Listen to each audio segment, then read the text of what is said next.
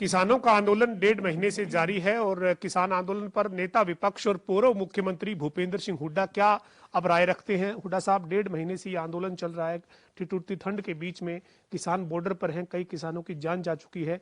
आप किस तरीके से देखते हैं सर अब इस आंदोलन को? एक और बातचीत का दौर अगला 15 जनवरी को बातचीत होनी है सर। ये मैं शुरू से इस बात पे हूँ कि ये जो कानून बने हैं नए, ये किसान के हित में नहीं है और सरकार को किसानों की बात माननी चाहिए। अब जैसे आप स्वयं देख रहे हैं, इतनी सर्दी में, कड़ाके की सर्दी में 60 से ज़्यादा आदमी जो है अपनी जान गंवा चुके हैं और वहाँ बैठे हैं और अपनी बात को लेके बैठे हैं, क्योंकि ये किसानों के हित में नहीं है। वार्ता से सोच सकती बात, वार्ता भी हुई है, लेकिन अब 15 तारीख को फिर है। उस टाइम मैं सरकार से आग्रह करता हूँ किसानों की बात माने और इस गतिरोध को खत्म करें। हुड्डा साहब, 8-9 दौर की बातचीत हो चुकी है, 15 जनवरी को फिर बातचीत हो रही है। एक ही तो मांग है किसानों की कि कृषि कानूनों को रद्द कर दिया जाए। वो कृषि कानून से अपना फायदा नहीं चाहते हैं, तो फिर बातचीत और बातचीत और फिर बातचीत। देखिए, वही मैंने कहा ना, इनको किसानों की बात माननी चाहिए। अगर कोई कानून लाने हैं तो जो स्टेक होल्डर्स हैं, जो मान लो किसान हैं, उनसे बात करके, पूरी डिस्कशन करके किसान के हित को, जैसे कहें भाई किसान के लिए डबल आमदनी करनी है, तो ऐसे जो भी किसान के हित के कानून लाएं तो उनसे बात करके ले आएं। ये जो कानून है ये किसान के हित में नहीं है। हुड्डा साहब, ये कानून आप कह रहे हैं किसान के हित में नहीं है। कांग्रेस अगर सत्ता में आती है तो आप इन कानूनों की पैरवी नहीं करेंगे, इनको रद्द करने पे ही आप फैसला करेंगे अगर इस वक्त इनकी मांग को नहीं माना जाता है? इन तीनों कानूनों को वापसी होगी और कोई कानून बनाएंगे तो किसानों के बात करके, जैसे 9 अगस्त 2007 को हमने कॉन्ट्रैक्ट एक्ट में बनाया था, रूल 6 डाला था।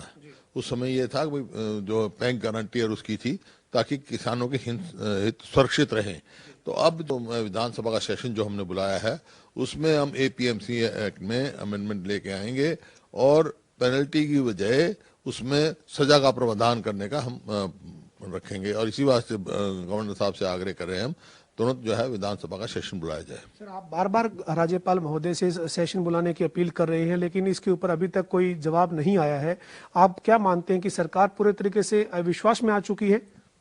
देखिए, हमने अब भी मांग रखा है, शायद कल का या परसों राज्यपाल जी से समय मिल गया तो हम अपनी बात कहेंगे और उनसे फिर हम आग्रह करेंगे जल्दी जल्दी सेशन बुलाया जाए, ताकि हम जो अविश्वास प्रस्ताव रख सकें, ताकि लोगों को, जो कुछ चेहरे ऐसे हैं जो इधर किसान का समर्थन करें, इधर सरकार का समर्थन करें, वो चेहरे भी बेनकाब हो और असलियत भी पता लगे। हुड्डा साहब, आज हरियाणा के करनाल जिले में और जो एक गांव है कैमला, वहां पर मुख्यमंत्री ने किसान महापंचायत रखी थी। वो किसानों ने उसका विरोध कर दिया और वो महापंचायत वहां पे नहीं हो पाई। किसान जो है वो स्टेज तक पहुंचे और वहां पर काले झंडे दिखाए और विरोध हुआ सर। देखिए, ये जो स्थिति पैदा हुई है, सरकार को चाहिए कि टकराव की स्थिति पैदा ना करें। आज वो समय नहीं है।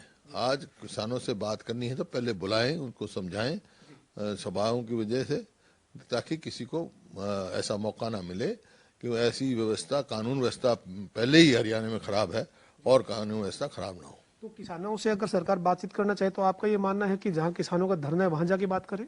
किसान है, वो उनके नेताएं बात भी कर रहे हैं, जैसे तो हरियाणा सरकार को भी चाहिए किसानों से बात करें, उनकी समस्या को समझें और उनके जो है केंद्र में भी बात करें, ताकि ये किसान विरोधी इसका बिल, जो कानून है, उसका समाधान निकले और किसान अपने घर जाएं, खेती संभालें। हुड्डा साहब, जननायक जनता पार्टी की गठबंधन के साथ हरियाणा में सरकार में हिस्सेदारी है, उनकी भूमिका को कैसे देखते हैं सर आप? देखिए, वो तो जब ये सरकार बनी थी, आपको याद होगा, मेरे से सवाल पूछा था आप लोगों ने ही, मैंने एक ही बात का जवाब दिया था और वो आज सिद्ध हो रही है। मैंने कहा वोट किसी की, सपोर्ट किसी को, तो ये सिद्ध हो रही है वो बात।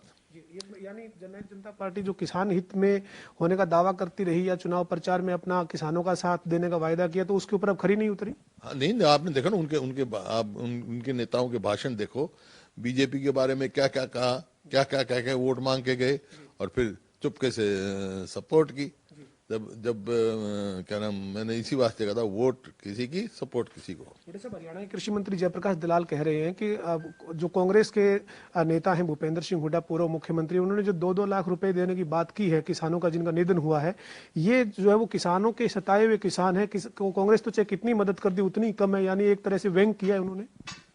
नहीं नहीं, संसदीय जो हमारी पार्टी है उसकी तरफ से हम मदद करेंगे। ये हमारा नैतिक फर्ज है। वो कह रहे हैं सर कि ये कांग्रेस ने अपने 70 साल के कार्यकाल में किसान हित में कुछ किया नहीं, अब अपना पश्चाताप कर रहे हैं। जो किसानों को श्री ओम प्रकाश चौटाला जी की सरकार ने गोली से मारा था, उनको हमने शहीद डिक्लेयर किया था, उनकी आर्थिक मदद करी थी, उनके बच्चों को नौकरी दी थी। हम सदैव जो है किसान के हित में खड़े रहे हैं, आगे भी खड़े रहेंगे। सर एक सवाल है, अब जो हरियाणा में जो बुढ़ापा सम्मान पेंशन जो बढ़नी थी जनवरी से, वो फिलहाल तक नहीं बढ़ी और सरकार अभी ये कह रही कि हमारे यहाँ जो पेंशन मिल रही है वो पूरे देश में सबसे ज्यादा, और इस बार 12 करोड़ रुपए का राजस्व घाटा है कोविड की वजह से, इसलिए अभी तक इसके ऊपर कोई फैसला नहीं लिया गया। आप क्या कहेंगे सर? देखिए, बुजुर्गों पे यह मार नहीं पड़नी चाहिए। घाटा है तो उनको भी तो जरूरत है, जिनके जो पेंशन जरूरतमंद लोगों को दी जाती है। जब वायदा था, वायदा तो इनका 5100 रुपए का था, जो इनकी समर्थक पार्टी है उसका तो 5100 रुपए था, वो तो दूर, जो मिलता था वो भी बंद कर दिया। एक सर आपके कार्यकाल में एक योजना शुरू हुई थी, राजीव गांधी दुर्घटना बीमा योजना, सरकार ने उसका नाम बदला लेकिन अब उस योजना को ही एक तरह से बंद कर दिया गया है। ये सारी योजनाएं ऐसी हैं, घोटाले पे घोटाला हो रहा है सरकार में। जैसे आज ही हमने देखा रजिस्ट्री का इतना बड़ा खुलासा हुआ। हम तो शुरू से कह रहे थे इसमें कोरोना काल में बड़ा जबरदस्त घोटाला हुआ है, एक के बाद एक घोटाला, एक के बाद एक घोटाला।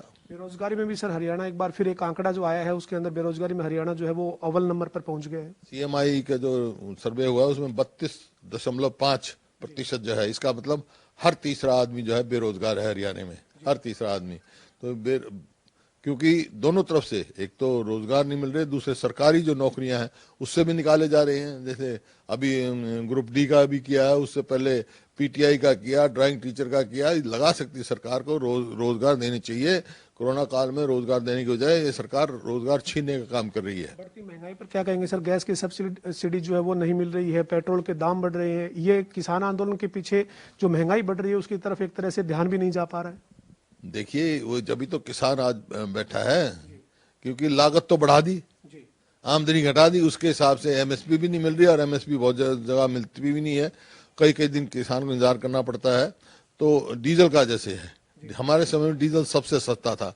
दिल्ली के बॉर्डर पे लिखा होता था कि सबसे सस्ता डीजल हरियाणा में, तो दिल्ली वाले भी हरियाणा में आके लेते थे डीजल, क्योंकि वैट जो है वो हमारा 9.24 क्या ऐसा कुछ था, और इन्होंने उसको बढ़ाकर दुगना कर दिया। तब वैट पे तो रियायत दें, अब उसको किसान को कहीं तो रियायत देने की बात दें। हमारे समय में ना खाद पर टैक्स था, ना आपकी कीटनाशक दवाई पर टैक्स था, ना ट्रैक्टर के पार्ट्स पे टैक्स था। अब टैक्स पे टैक्स पे बस लागत इतनी बढ़ा दी है कि किसान आज लाचार हो गया, अब सड़कों पे बैठा है। इनेलो के विधायक अभय सिंह चौटाला कह रहे हैं 26 जनवरी तक अगर किसानों की मांग नहीं मानी गई तो 27 जनवरी को अपना इस्तीफा राज्य विधानसभा के अध्यक्ष ज्ञानचंद गुप्ता को भेज दूंगा। देखेंगे।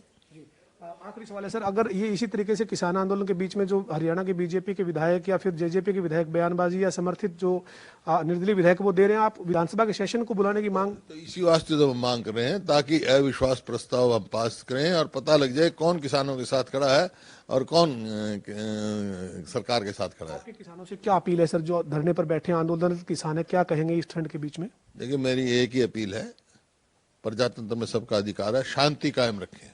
शांति, वैसा मैंने अनुशासित पहले कभी देखा भी नहीं है।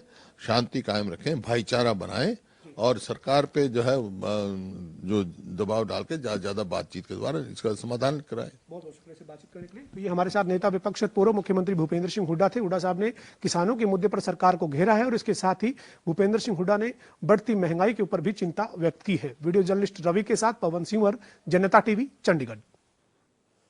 बता दें कि बड़ी खबर इस वक्त की, पूर्व CM भूपेंद्र हुड्डा से खास बातचीत की जनता टीवी के संवाददाता पवन सिंह ने, जिसमें भूपेंद्र सिंह हुड्डा ने कहा कि सरकार के खिलाफ विधानसभा का सत्र बुलाया जाएगा और इसके साथ ही उन्होंने कहा कि कांग्रेस अविश्वास प्रस्ताव लेकर आएगी। बड़ी खबर इस वक्त की। उन्होंने साथ ही ये भी कहा कि एक बार फिर राज्यपाल से वक्त मांगा गया है, सत्र बुलाने की मांग की गई है।